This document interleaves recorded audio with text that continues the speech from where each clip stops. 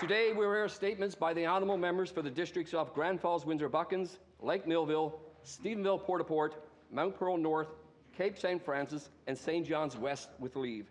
The Honourable, the member for Grand Falls, Windsor-Buckins. Thank you, Speaker. I stand to honour singer-songwriter Kelly Loader from the beautiful town of Badger. From playing their guitar to the corner of a St. John's coffee shop, to captivating Canadians and leaving the judges in awe on the newest season of Canada's Got Talent, where they're now a semi-finalist. Kelly's 2010 album, Imperfections and Directions, was nominated for a Juno, Canada's top music award, which was a catalyst for their career. In 2021, Kelly was named the Ron Hines Songwriter of the Year by Music NL and won ECMA for their long song and music video, Molded Like Monster. You also may have recognized their voice as part of CBC's Tokyo's Olympic Games closing ceremony coverage last summer. Adding to their accolades, Kelly was recently nominated for the 2022 Songwriter of the Year and Fans' Choice Entertainer of the Year ECMA Awards. In addition to setting the music industry on fire, Kelly, who is transgender, has been a strong force in the LGBTQ community, sharing their personal journey of acceptance and bravery. Please join me as we let Kelly know how proud we are of all their accomplishments, their amazing talent, and their representation of our fine province, Newfoundland and Labrador, all across the globe. Good luck, Kelly. Thank you. The Honourable, the member for Lake Millville. Thank you, Speaker. Jolene Asheny from Shasheet has just graduated from the University of Victoria with a degree in Indigenous Legal Orders and Canadian Common Law. She is the first Labrador Innu woman to receive a law degree. Jolene's father, Daniel Asheny, was a strong Innu leader who, together with her mother, Sheila Blake, created the inspiration for this challenging career pursuit. Jolene said, "I grew up around lawsuits. I grew up around protests. I grew up around the recognition of the Innu. So it's always been instilled in my sister and I that there's such a big importance to try and revitalize our culture."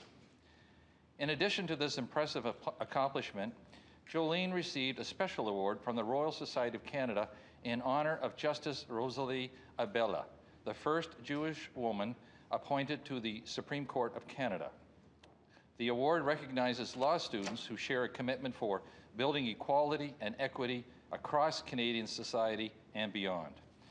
Jolene explained that from a very young age, we were taught about the injustices across Canada and the colonization and assimilation of Indigenous communities.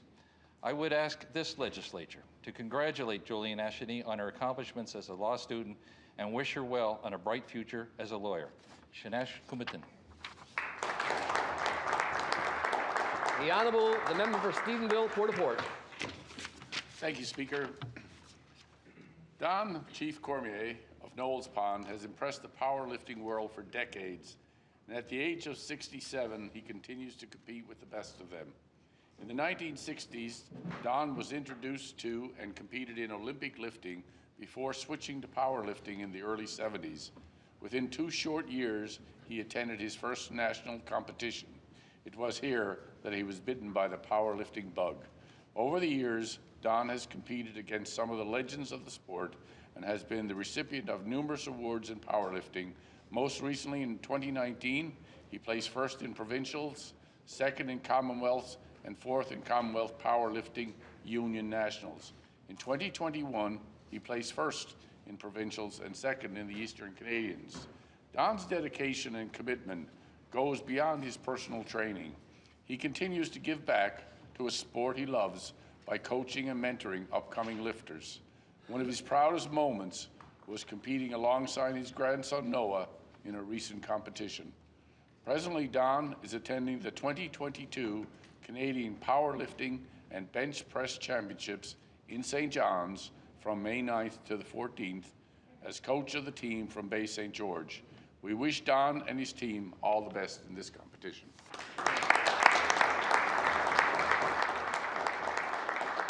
The Honourable, the member for Mount Pearl North. Speaker, I rise in this House to acknowledge the life of Ms. Liz Murphy. Liz passed away suddenly on May 4th at her home in Mount Pearl. She was known to everybody in the city, especially for her volunteer work with the Girl Guides, which was her passion in life.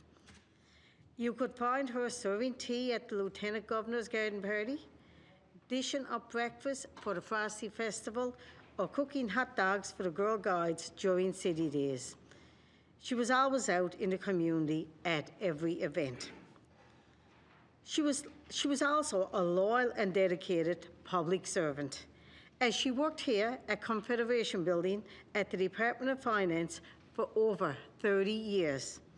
She retired just a few months ago. I ask my colleagues to join me to tribute the life of Miss Elizabeth Liz, as we know her, Murphy. Thank you, Speaker. The Honourable, the member for Cape St. Francis. Speaker, today I recognise a young constituent, 8-year-old Gracie Penny of Logie Bay, Middle Cove, Outer Cove. Like many children, Gracie's parents enrolled her in gymnastics and dance classes, but that just wasn't the right fit for Gracie.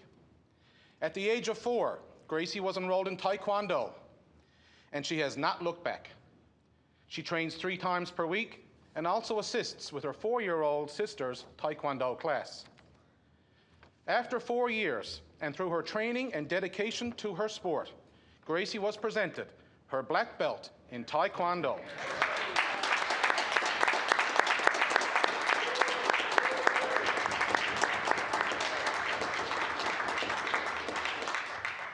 Speaker, only 2 others in the province have achieved this status by the age of 8 years old, those being her trainer's 2 children. Gracie is characterized as being patient, respectful, and enjoys the challenge of perfecting her chosen sport. Taekwondo has also helped Gracie to overcome the intimidation of training with older students.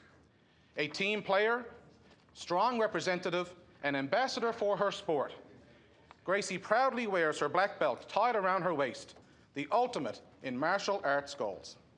Speaker, I ask all honourable members to join me in congratulating Gracie Penny on her outstanding achievement and wish her all the best.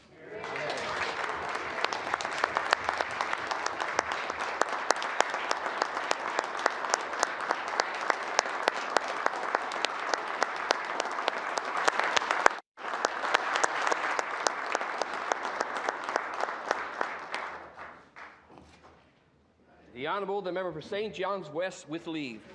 With leave. Leave is granted. The Honourable, the member for St. John's West. Speaker, the province has lost a celebrated author, a renowned editor, a prominent community leader, and a respected former cabinet minister. Bill Callahan served as MHA for Port-au-Port from 1966 to 1971 and served as Minister of Mines, Agriculture and Resources. He considered the establishment of Grossmorn National Park and the Salmonair Nature Park among his most valued achievements. An avid journalist at the Western Star and CJON, he served as publisher and managing editor of the Daily News and managing editor of the Evening Telegram.